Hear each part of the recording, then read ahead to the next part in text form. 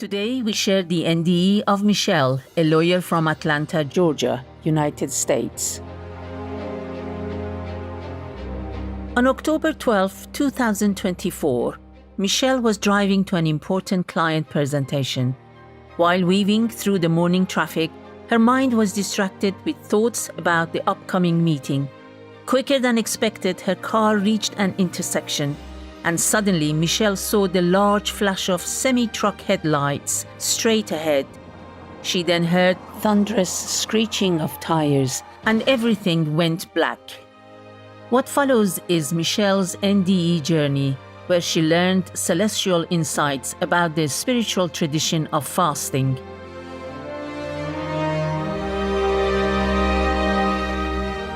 I was surrounded by an indescribable light, so pure and intense that it seemed to penetrate every fiber of my being. And there, standing before me, was Jesus. His eyes held a depth of understanding that made every achievement of my previous life seem utterly inconsequential. "Michelle," he said, "we need to discuss something important. Fasting.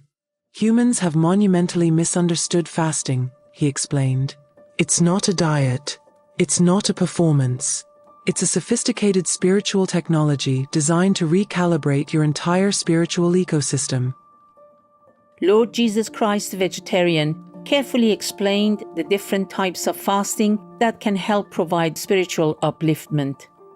First, there's the absolute fast, which involves completely giving up food and water. This kind of fast is often done in moments of deep spiritual crisis or when urgent intercession is needed, symbolizing total surrender. Then there's the normal fast, where you abstain from solid foods but can still drink liquids. This is the most common type in the Bible, often used when seeking divine direction or a spiritual breakthrough. Even Jesus practiced this during his 40 days in the wilderness, using the time as a period of intense preparation and divine connection. Next up is the partial fast, where you eliminate certain foods or food groups. The partial fast is a bit more flexible but no less significant.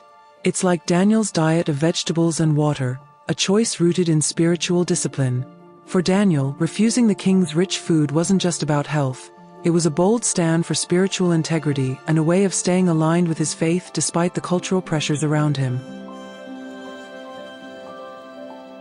The John Wesley fast involves eating only bread and drinking water, usually for spiritual preparation or seeking empowerment. For Wesley, this wasn't about deprivation but about preparation.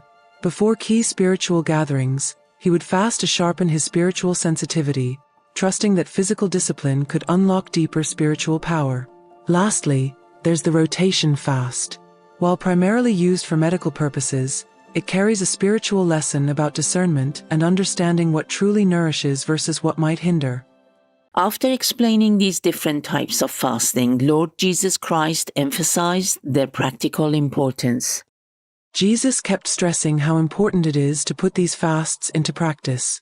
As Jesus spoke, I realized that fasting is so much more than a religious tradition.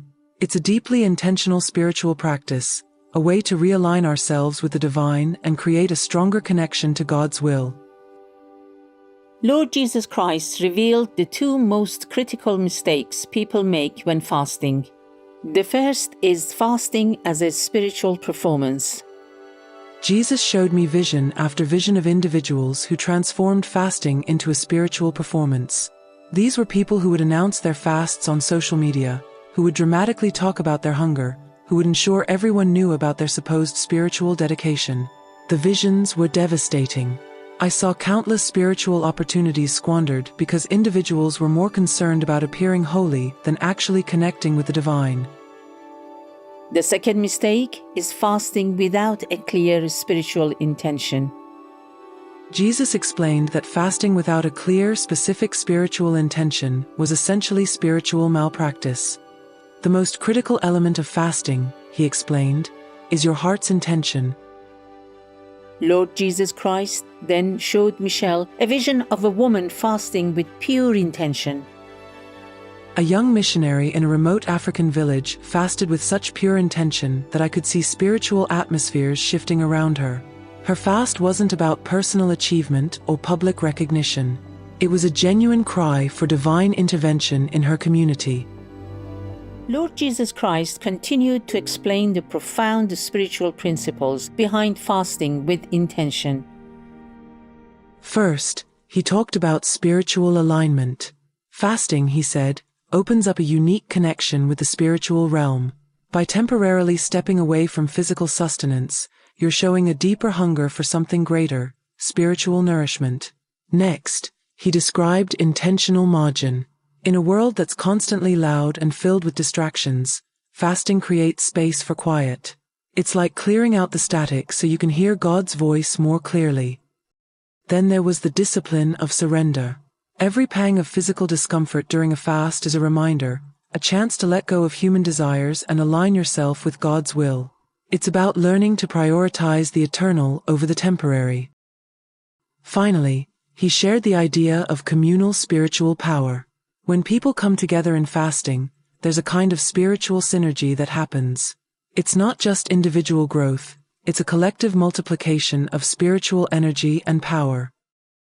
Also, Lord Jesus Christ took Michelle back in time to show her the historical and spiritual significance of collective fasting. Look at the biblical examples, he said, and suddenly, I was witnessing historical scenes unfolding before my eyes. I saw Ezra leading 4,000 people in a collective fast, their bodies bent in humble supplication. The scene was raw, powerful, an entire community seeking divine intervention through unified spiritual discipline. Then came the vision of Esther, her courage radiating through a community-wide fast. The Jewish people united in prayer and abstinence, their collective spiritual energy creating a supernatural protective force. He showed me the nuanced layers of fasting in different biblical contexts. The Day of Atonement, Yom Kippur, wasn't just a religious ritual. It was a profound moment of national spiritual recalibration. Every person, from the highest priest to the simplest citizen, would abstain from food, symbolically afflicting their souls, remembering their need for divine mercy and forgiveness.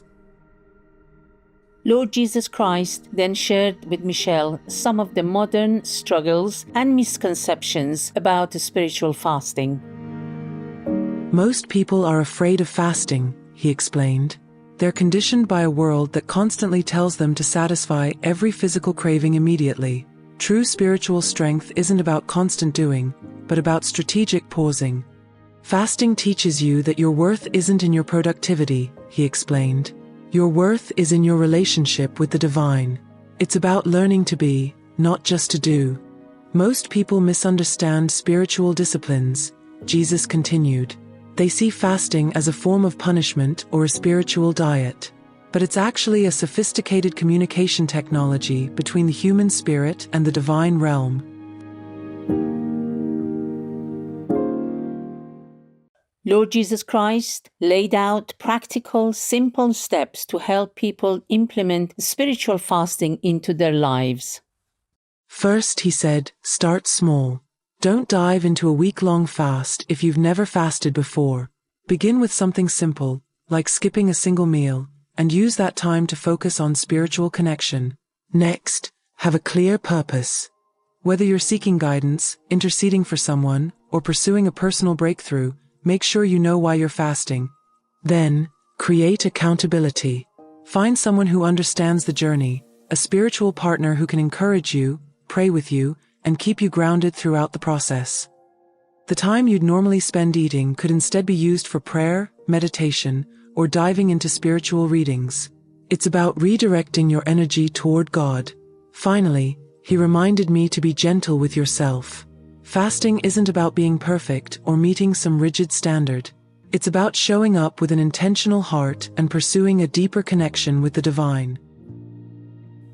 Towards the end of the near-death experience, Lord Jesus Christ shared some final revelations into spiritual fasting.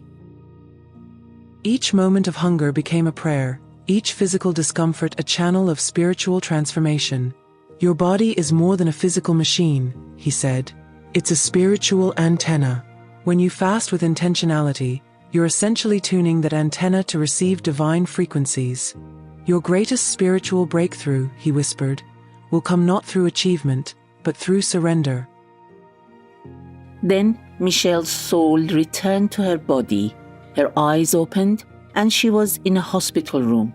She had been clinically dead for 8 minutes, and the doctor said it was a miracle she survived. After the NDE, Michelle began to implement spiritual fasting into her own life. My life transformed. The relentless corporate drive was replaced by a profound sense of spiritual purpose. Thank you, Michelle, for conveying these insights into spiritual fasting. May your NDE inspire many to seek a deeper connection with the divine realm by fasting with pure intention and modesty. Please seek medical guidance from your healthcare provider before attempting a fast.